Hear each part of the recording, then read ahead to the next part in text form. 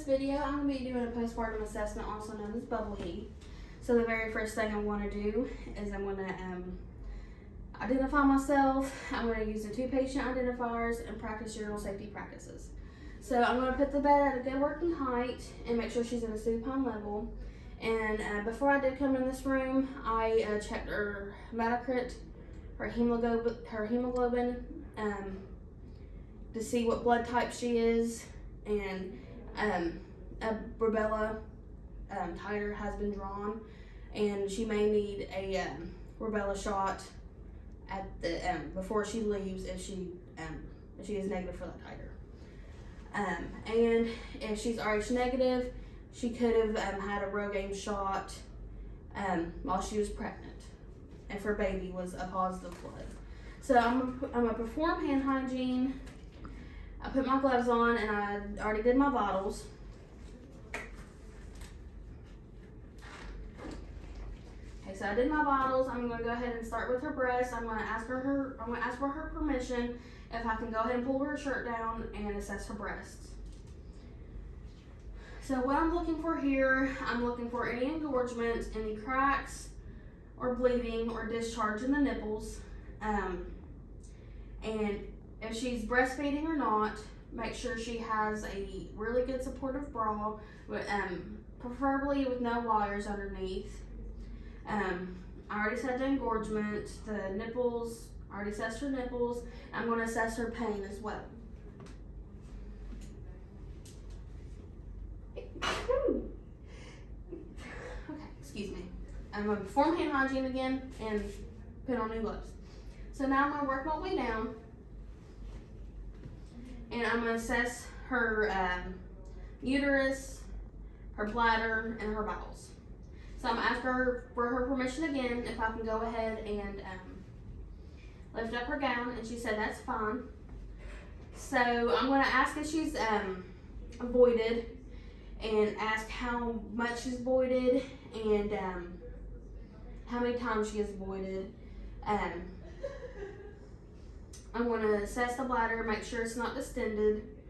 But I'm going to solicitate her bowels before I press on her stomach. I'm listening to all 4 quadrants, and I'm going to ask her if she's passing gas or has had a bowel movement. And I'm going to assess each 4 quadrants. And if I don't hear anything, I would want to listen to each quadrant for 5 minutes. And then if I still don't hear anything, I would want to report to the PCP. So I'm going to assess her bladder, see if there's any distension, and there's not. And then I'm going to assess her uterus, right above the the symphysis pubis, just right above that. I'm going to feel her fundus. Well, I'm going to make sure her uterus is midline and not to the left or to the right. And then I'm gonna assess her fundus if it's firm or if it's boggy. And if it's boggy, I would want to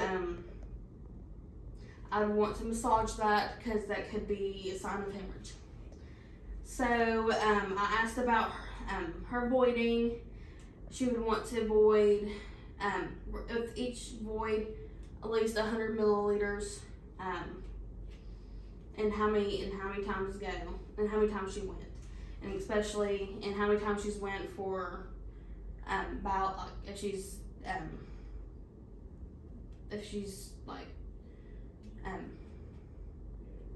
passed gas, or if she defecated. And then I'm gonna go down to her perineum again. I'm gonna ask her for her permission.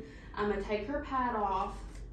I'm gonna assess the pad, see if there's any discoloration or anything, and then I'm gonna assess to see like if she had an episiotomy or a laceration. I'm gonna assess that. I'm gonna see if there's any discharge or anything coming out. I'm gonna assess the odor, any purulent drainage or just discoloration at all. Then I would want to check her anus as well to see if she has any hemorrhoids or discoloration as well, any discharge coming out. And then I'm going to have the patient roll to check for pulling for lochia. And then I would want to assess the lochia, any odor, and the color. So and then I'm gonna educate her about peritoneal care. I'd educate her about using the peri bottle and then to pat dry. And I'm going to be asking her how many pads she's been using and how saturated they are. So I'm going to go ahead and place a brand new pad on her for her.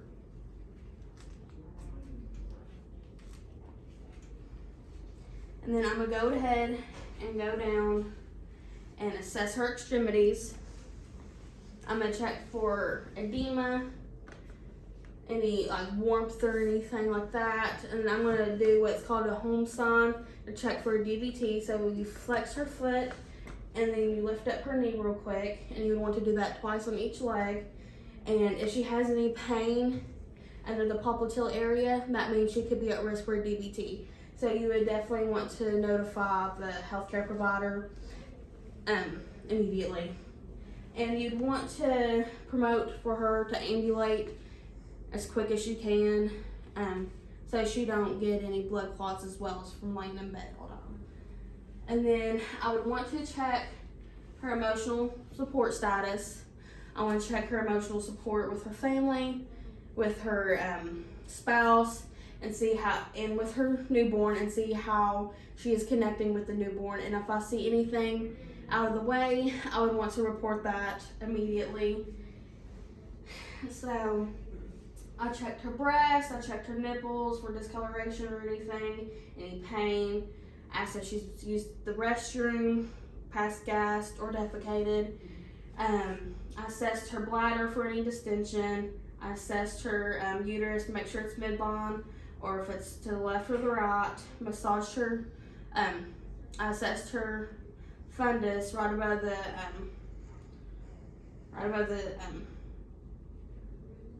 I already said that, so it's fine. And then I checked her perineal care, her peritoneum. Assessed if she had a episiotomy or a laceration. I checked her anus. I checked for the lochia, see if there's any pulling. I checked her legs for any edema or any signs of a DVT. We promoted ambulation. I educated her on peritoneal care. I did her vital signs. I checked her rubella titer. I checked her hemoglobin, her hematocrit, and her the blood type to see if she's Rh negative or not. And then I would put the bed down.